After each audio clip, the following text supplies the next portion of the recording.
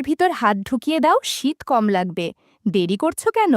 বললাম, চাদরের মালিকের পারমিশন নিতে হবে তো আগে। সব পারমিশন কি মুখে দিতে হয়? পারমিশন তো তোমাকে দেখার পর থেকেই দিয়ে রেখেছি। যেই ভাবনা সেই কাজ। অন্ধকার গাড়িতে অনেক অদেখা জিনিসের উপস্থিতি দেখে নিয়েছি। বেশ কিছুদিন ধরেই মাকে নিয়ে কোথাও বেড়াতে যাওয়া হয় না। হঠাৎ একটা সুযোগ এসে গেল। অফিসে ছুটি পাওনা ছিল কিছু, আর একটা ট্রাভেল কোম্পানি বেশ সস্তায় একটা ট্যুর অর্গানাইজ করেছে খবর পেলাম। কাশ্মীর ভ্রমণ, ১৪ দিনের ট্যুর, জনপ্রতি ১৪,০০০ টাকা করে। মাকে বললাম, যাবে নাকি ভূস্বর্গ দেখতে? মৃত্যুর পরে কোন স্বর্গ দেখবে, কিংবা আদৌ স্বর্গ কপালে জুটবে কিনা ঠিক নেই। পৃথিবীর স্বর্গটা দেখে নিতে পারো ইচ্ছা হলে। মাও অনেকদিন বাইরে যায় না বলে হাঁপিয়ে উঠেছিল। মনে মনে শুনেই রাজি হয়ে গেল। সেদিনই বুক করে দিলাম দুজনের জন্য। ট্রাভেল কোম্পানিটা আসলে কয়েকজন যুবক মিলে একটা গ্রুপ। নাম পাখির ডানা ট্যুর অ্যান্ড ট্রাভেলস। নামটা বেশ মজার, আর ছেলেগুলোও আমারে বয়সী। ওদের সাথে আলাপ হলো, ৫ বন্ধু মিলে ট্যুরটা কন্ডাক্ট করে। আমাদের সঙ্গে যাবে দুজন, আর থাকবে কয়েকজন হেল্পিং হ্যান্ডস, যেমন রান্নার লোক, কাজের লোক, মালপত্র ববার লোক ইত্যাদি। যে ট্যুরটা সুপারভাইজ করবে তার নাম তরুব্রত চৌধুরী, তরুদা। আমার চাইতে ৫-৬ বছরের বড় হবে। সমস্ত প্ল্যান শুনে সেই মতো বুকিং করলাম। ট্যুর শুরু হবে নভেম্বরের তারিখ, ফিরব ২০ তারিখ। জোগাড়যন্ত্র করতে করতে দিনটা এসে গেল। মাকে নিয়ে একটু আগে ভাগে হাওড়া স্টেশনে পৌঁছে গেলাম। বড় ঘড়ির নিচে সবার জমায়েত হবার কথা। দেখলাম অনেক লোকে এসে গেছে। লোকজনের সংখ্যা দেখে প্রথমেই দেবতার গ্রাসের সেই লাইন মনে পড়ল। কত বাল বৃদ্ধ নর নারী, সঙ্গে বেশ কিছু যুবতী এবং অগ্নিতুল্য বৌদি, সবাই সেজেগুজে প্রস্তুত। নিজেকে বললাম, চল তমাল, সময়টা মন্দ কাটবে না তোর। সেটা যে এত ভালো কাটবে তখনও সেটা বুঝিনি। লিস্ট মিলিয়ে দেখা গেল, জনৈকা গায়ত্রী সেন ও তার ২৪ বছর বয়স্কা কন্যা অঙ্কিতা সেন এখনও অনুপস্থিত। প্ল্যাটফর্মে ট্রেন দেবার সময় হয়ে গেছে। রাত ১১:৫৫ ট্রেন ছাড়বে। ঘড়িতে ১০:৩০ দেখে তরুদা কিছু অবশ্য করণীয় বিষয় নিয়ে বক্তৃতা শুরু করলেন সবাইকে জড়ো করে। কান দিয়ে শুনছিলাম, মন দিয়ে গেঁথে নিচ্ছিলাম, আর মেয়ে ও বৌদিদের দেখছিলাম। আর ১০টা ট্যুরে যেমন হয় সেই একই কথা। বেশ মনোগ্রাহী বক্তৃতাতেই তরুদা বলল, গায়ত্রী দেবী আর তার মেয়ে এখনও এলো না তো? এই দুটো সিট তাদের, বলে সামনের সিট দুটো দেখল। ওদের দুজনকে নিয়ে বেশ কয়েকবার উদ্বেগ প্রকাশ করা হলেও তারা দুজন যে আমাদের একদম পাশের যাত্রী তা জানতাম না। একটু খুশি খুশি লাগলো একটা ২৪ বছরের মেয়ে সঙ্গে যাচ্ছে ভেবে। আমাদের সঙ্গে আরও দুজন এসেছিল, এক সর্বক্ষণ কাশতে থাকা এক দাদা, আর তার সঙ্গে সম্পূর্ণ বেমানান সুন্দরী বৌদি। ভগবানেরও কি লীলা, একেই বলে বাদরের গলায় মুক্তার মালা। সন্ধ্যা থেকেই বৌদির দিকে বারবার চোখ চলে যাচ্ছিল। বয়স আন্দাজ ৩৪-৩৫ হবে। বেশ আকর্ষণীয়, উচ্চতায় একটু খাটো। দাদার নাম মৃণাল বোস, আর বৌদি উমা বোস। সর্বক্ষণ উমা বৌদি মৃণালদাকে মুখ ঝাঁটা দিয়ে চলেছে দেখলাম সন্ধ্যা থেকে। বৌদি প্রিয় গালি হলো, তোমার দ্বারা তো কিচ্ছু হয় না। বার ১০ এক কথাটা শুনে ফেলেছি ইতিমধ্যেই। আরও অসংখ্যবার শুনব এই ১৪ দিনে, সন্দেহ নেই। কিন্তু দাদার দ্বারা যে কি কি হয় না সেটা পরে জেনেছিলাম, আর আপনারাও সময় মতো জানতে পারবেন। ট্রেন ছাড়তে আর মিনিট ৭ বাকি। প্ল্যাটফর্মে নেমেছি একটা জলের বোতল কিনব বলে। বোতল কিনে উঠতে যাব এমন সময় দেখলাম একটা যুবতী মেয়ে এক বৃদ্ধা মহিলাকে জোর করে টানতে টানতে প্রায় দৌড়ে আসছে। বৃদ্ধা প্রায় হোঁচট খেয়ে পড়ছে বারবার। একে বয়স হয়েছে, তার উপর কাঁধে একটা ব্যাগ। কোনো মতে তড়িঘড়ি করে ট্রেনে উঠল। মনে মনে দারুণ খুশি হলাম। সুন্দরী যুবতীর সঙ্গে একই কোচে বসে যাব। সবাই যখন ঘুমাবে তার উপর শীত শীত পড়ছে। উফ, ভাবতেই দারুণ রোমাঞ্চ হলো। হঠাৎ দেখি উমা বৌদি মুখ বাড়িয়ে তাকিয়ে আছে, আর মুচকি মুচকি দুষ্টু হাসি হাসছে। আমি বললাম, কি বৌদি, ঘুমোননি এখনো? বৌদি বলল, না, ঘুম আসছে না। আমিও তোমাদের সঙ্গে এসে বসলে আপত্তি আছে নাকি? বললাম, না না, আপত্তি কিসের, আসুন না, গল্প করতে করতে সময় কেটে যাবে। যদিও মনে মনে কাবাবের ভিতর হাড্ডি ঢুকলো ভেবে রাগও হচ্ছিল। তারপর ভাবলাম, খাবাবের সাথে চাটনিও মন্দ হবে না। এরপর উমা বৌদি আমার পাশে বসে পড়ল। তারপর বসল অঙ্কিতা। আস্তে আস্তে আলাপ পর্ব শুরু হলো।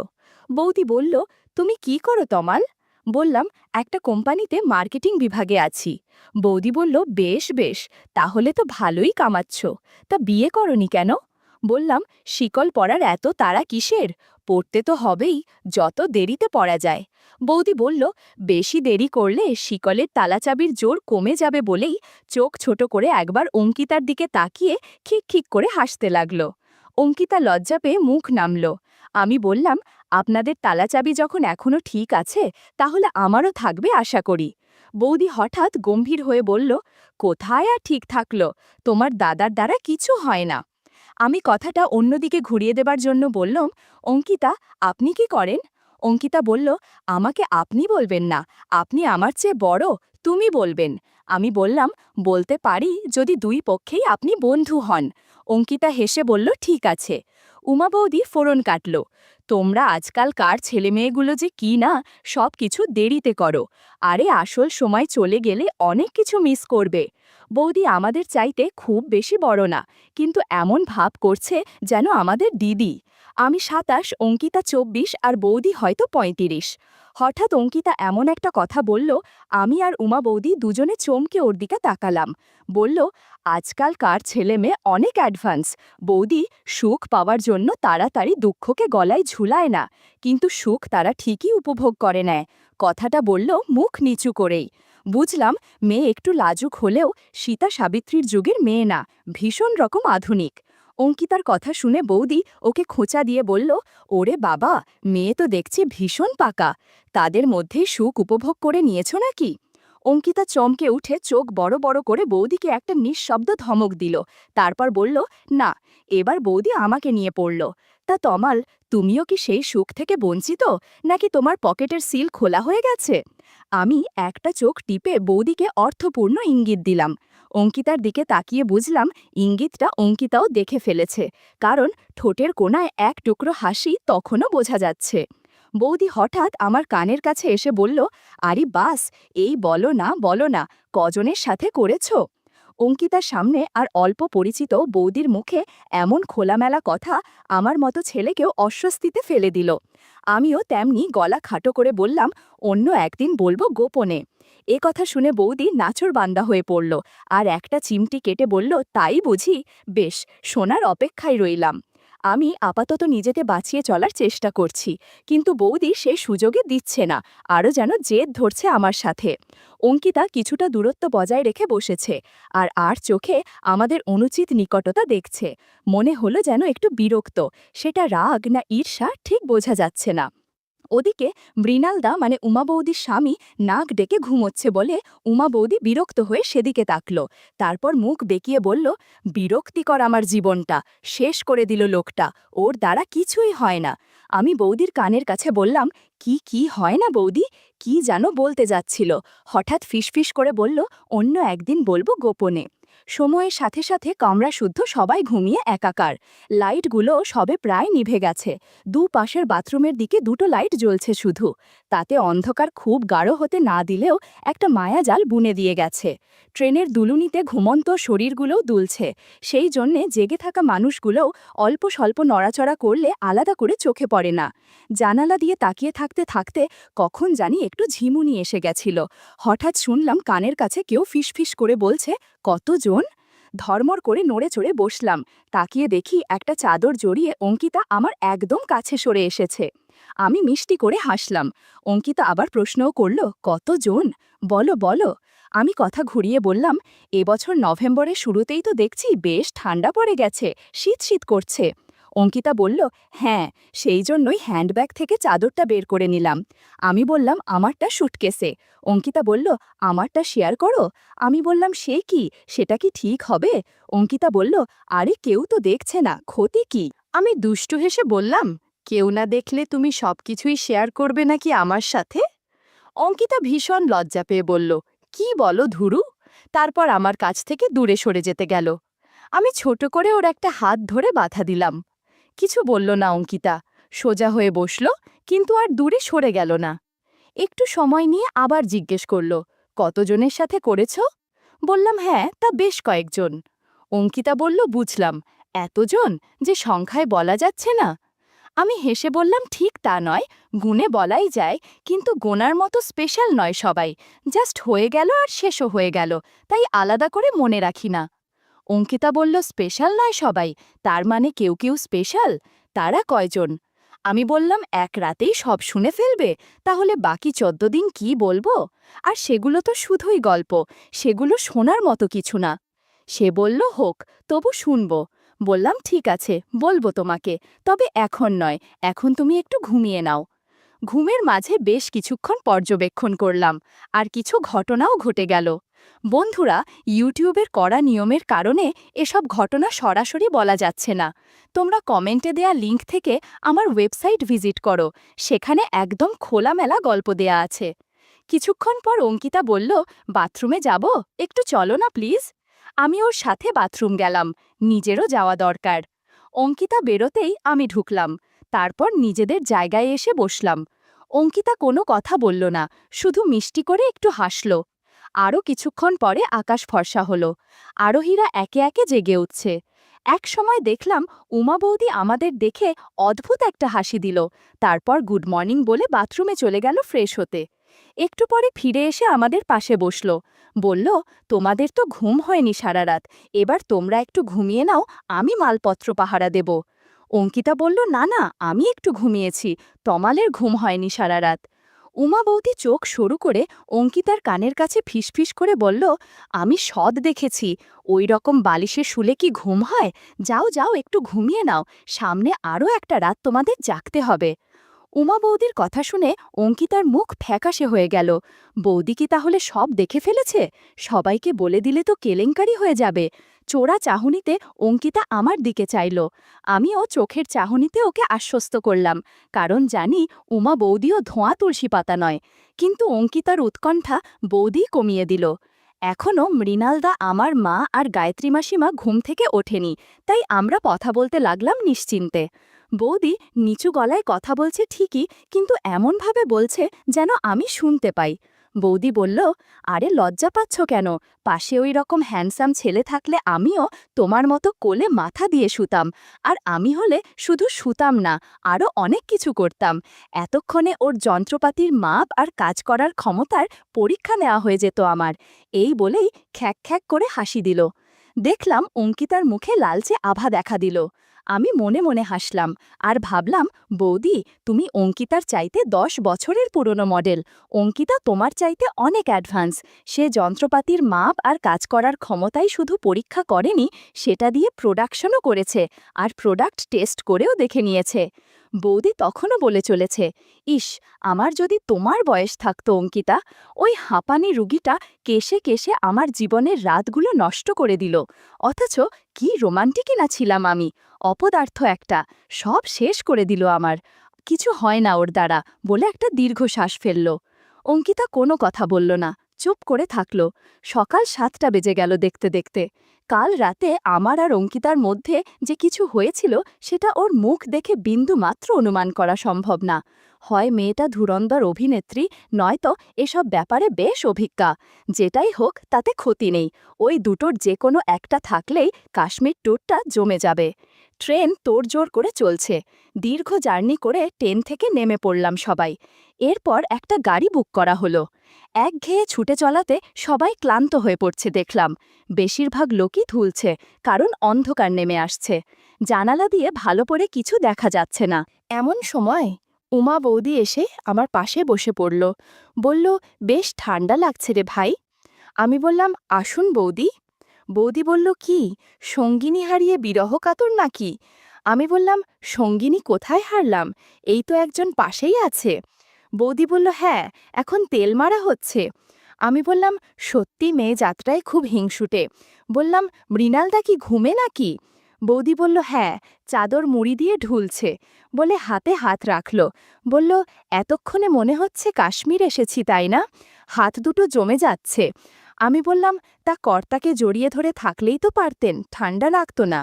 বৌদি মুখ বেঁকিয়ে বলল, গায়ে রক্ত থাকলে তো গরম হবে, ওই শুটকো কাঠ জড়িয়ে বসে থাকলে ঠান্ডায় জমে মরেই যাব, তাই তো তোমার কাছে এলাম। আমি বললাম, ভালোই করেছেন, আমারও খুব শীত করছে, পাশে এমন নরম চাদর থাকলে ঠান্ডা লাগবে না। উমা বৌদি বলল, তাহলে চাদরের ভিতর হাত ঢুকিয়ে দাও, শীত কম লাগবে, দেরি করছো কেন? বললাম, চাদরের মালিকের পারমিশন দিতে হবে তো আগে। বৌদি বলল, সব পারমিশন কি মুখে দিতে হয়? পারমিশন তো তোমাকে দেখার পর থেকেই দিয়ে রেখেছি। যেই ভাবনা সেই কাজ। অন্ধকার গাড়িতে অনেক অদেখা জিনিসের উপস্থিতি দেখে নিয়েছি। বন্ধুরা, ইউটিউবের কড়া নিয়মের কারণে এসব ঘটনা সরাসরি বলা যাচ্ছে না। তোমরা কমেন্টে দেয়া লিঙ্কস থেকে আমার ওয়েবসাইট ভিজিট করো, সেখানে একদম খোলামেলা গল্প দেয়া আছে। সেখানে প্রতিদিন একদম খোলামেলা গল্প আপলোড করা হয়। আধা ঘন্টা পর বৌদি আমার কাঁধে মাথা রেখে বসে রইল। অনেকক্ষণ পরে বলল, তোমাকে ধন্যবাদ দিয়ে ছোট করব না তমাল, এখন সিটে যাই কেমন? আমি বললাম, হ্যাঁ যাও। এক অন্যরকম স্বর্গ থেকে সদ্য ঘুরে আসা দুজন নর নারীকে বুকে নিয়ে অন্ধকারের বুক ছিঁড়ে গাড়ি শ্রীনগরের দিকে ছুটে চলল। রাত 11:30 নাগাদ আমরা শ্রীনগর পৌঁছলাম। ডাল লেকের পাড়েই একটা হোটেলে আমাদের থাকার ব্যবস্থা হয়েছে। বেশ বড় হোটেল। আমরা সবাই গাড়ি থেকে নামলাম। সত্যজিৎ রায়ের সোনার কেল্লা সিনেমার লালমোহনবাবুর উটের পিঠে ভ্রমণের পর যে অবস্থা হয়েছিল, আমাদের বেশিরভাগ মানুষেরই সেই অবস্থা। সবাই বিভিন্ন হাস্যকর ভঙ্গিতে কসরত করে হাত পায়ের জট ছাড়িয়ে নিচ্ছে। গাড়ি থেকে নামার আগে উমা বৌদি আমার পাশে এসে চুপি চুপি বলল, আজকের ঘটনা অঙ্কিতাকে এখনই বলার দরকার নেই। অল্প বয়সী মেয়ে জেলাস ফিল করতে পারে। আমি ঘাড় নেড়ে সায় দিলাম। মা আর গায়ত্রী মাসিমাকে একটা জায়গায় দাঁড় করিয়ে দিলাম। তরুদা গেছে হোটেলের সাথে কথা বলে ব্যবস্থা করতে। মালপত্র সব জড়ো করা হয়েছে। হোটেলের লোকেরই ঘরে পৌঁছে দেবে। আমাদের দুশ্চিন্তার কিছু নেই। আমি অলসভাবে হটতে হটতে বাইরে এলাম। সামনেই ডাল লেক। অনেক নাম শুনেছি। অসংখ্য সিনেমায় ডাল লেকে শিকারা চড়তে দেখেছি নায়ক নায়িকাকে। আজ চোখের সামনে সেই ডাল লেক। রাতের বেলা তাই ঠিক বুঝতে পারছি না। কেমন একটা বড় খালের মতো লাগছে। সিনেমাতে যেমন দেখেছি সেরকম লাগছে না। আমার কমন সেন্স বলছে এটা আসল ডাল লেক নয়, কিন্তু দেখতে মন্দ লাগছে না। রাত অনেক হয়েছে, তবু আলো ঝলমল করছে চারিদিকে। প্রচণ্ড ঠান্ডা লাগছে এখন। চাদরে কাজ হচ্ছে না। দাঁড়িয়ে থাকা যাবে না বুঝতে পারছি। অঙ্কিতা এসে বলল, এই যে মশাই, কি করছেন ঠান্ডায় একা একা? আমি ওর দিকে ঘর ঘুরিয়ে হাসলাম। বললাম, কি আর দেখব, ভীষণ ঠান্ডা লাগছে আর দাঁড়িয়ে থাকা যাচ্ছে না। আমি বললাম, চলো ফেরা যাক। ট্রেনের মতো এখানেও রুমের ব্যবস্থা পাশাপাশিই হয়েছে। প্রথমে অঙ্কিতাদের রুম, তার পাশে উমা বৌদিদের রুম, তারপর আমাদের রুম। হোটেলের লোক এসে আমাদের যার যার রুমে পৌঁছে দিয়ে গেল। মালপত্র আগেই এসে গেছে। একটু পরে তরুদা এসে বলে গেল, আপনারা ফ্রেশ হয়ে নিন, 1 ঘন্টার ভিতর ডিনার এসে যাবে। তবে আজ বেশি কিছু করতে পারবো না, মাফ করবেন সবাই। তরুদা চলে যেতেই আমরা মালপত্র খুলে গুছিয়ে ফেলতে লাগলাম। শ্রীনগরে আমাদের 4 দিন থাকতে হবে, তাই ব্যাগগুলো আনপ্যাক করতে কোনো অসুবিধা নেই। মা ওয়ার্ড্রোবে সবকিছু সাজিয়ে রাখছে। আমি বাথরুমে ঢুকে পড়লাম ফ্রেশ হতে। উমা বৌদির গুড়ের রস লেগে আছে মুখে, আর কোথায় কোথায় যেন সেগুলো ধুয়ে ফেলা দরকার। গিজার চালিয়ে সাবান মেখে স্নান করে নিলাম। সারাদিনের ক্লান্তি উধাও হয়ে গেল এক নিমেষে। ফ্রেশ হয়ে বাইরে বেরিয়ে এলাম। মা বাথরুমে ঢুকলে আমি গেলাম উমা বৌদি আর অঙ্কিতাদের খোঁজ নিতে। সবাই ফ্রেশ হয়ে ডিনারের জন্য অপেক্ষা করছি। খিদেও লেগেছে খুব। দরজায় নক হলো। ডিনার এলো ভেবে দরজা খুলে দেখি অঙ্কিতা। ঘরে ঢুকে আমাকে কোনো কথা না বলে মাকে বলল, মাসিমা, মা আপনাদের খাবার আমাদের রুমে নিয়ে নিয়েছে। আপনারা আমাদের সঙ্গে একসাথে খেলে ভালো হয়। মা বলল, ভালোই তো, চলো যাচ্ছি। অঙ্কিতা আমাকে ইশিরায় বলে গেল, এসো। অঙ্কিতা আমাদের ডিনার সার্ভ করলো। আমরা খেতে বসলাম। খাবার শেষে সোসাই ঘুমের জন্য চলে গেল। এদিকে অঙ্কিতা আমাকে ইশাকার বাইরে আসতে বলল। বুঝলাম এই মেয়ে এই শীতে আবারও আইসক্রিম খেতে চাচ্ছে। নিজেকে ভাগ্যবান মনে করে চলে গেলাম বাইরে। বাইরে যেতেই আমাকে একটা ঘরে নিয়ে এলো। সারা কাশ্মীর ঘুমে, অচেতন আমরা দুজন বাদে। কনকনে শীতের মধ্যে দুজনের সাথে অনেক ঘটনা ঘটে গেল সেদিন। ট্রেনের অন্ধকারে ভালোভাবে দেখতে পাইনি। আজ লাইটের আলোয় ভালো করে দেখেছি। বাহ, কি অপরূপ! ঘণ্টাখানেক থাকার পর নিজের রুমে চলে এলাম। এক রাতে 2 বার স্নান করে অনেক ভালো লাগছে। যেই একটু ঘুম এসেছে এমন সময় রুমের নক করার শব্দ বেজে উঠল। 1 বার, 2 বার, 3 বার। আমি ঘড়ির দিকে তাকিয়ে দেখি রাত 1:30 বাজে। দরজা খুলতেই দেখি উমা বৌদির অস্থিরতা নিয়ে দাঁড়িয়েই আছে। আমি কিছু বলার আগেই বলে ফেলল, তোমার দাদাকে দিয়ে কিছুই হয় না। কথাটা শুনে মনেই হেসে ফেললাম। নিজেকে বললাম, রেডি হ তমাল, আজ তোমার আরও পরিশ্রম করতে হবে, এত সহজে ছুটি নেই। চোখের পলকেই ঝড়ের মতো ঘরে ঢুকল উমা বৌদি। বন্ধুরা, ইউটিউবের গল্পগুলো শুনে মজা না পেলে আমার ওয়েবসাইটে দেয়া গল্পগুলো শুনতে পারো। সেখানে প্রতিদিন খোলামেলা গল্প আপলোড করা হয়। কমেন্টে ওয়েবসাইটের লিংক দেয়া আছে।